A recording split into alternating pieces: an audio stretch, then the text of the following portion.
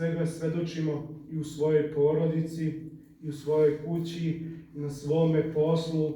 i prema svojim bližnjim u svakom trenutku gdje se nalazimo, da mi svedočimo Hrista.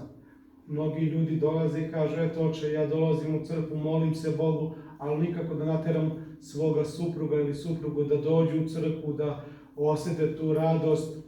ili eto, deca ne žele da dođu ili ne mogu, ili kasno ustaju pa ne mogu da dođu na službu.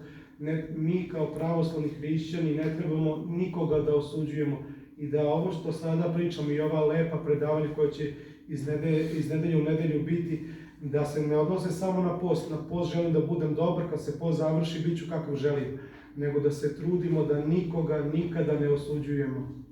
Kao što kaže sveti vladika Nikolaj Žički, hvala prijateljima, oni su uvek tu uz mene, ali hvala je također i molim se za svoje neprijatelje, jer neprijatelji žele da ja pogrešim i oni me upravo opominju da budem na putu istine.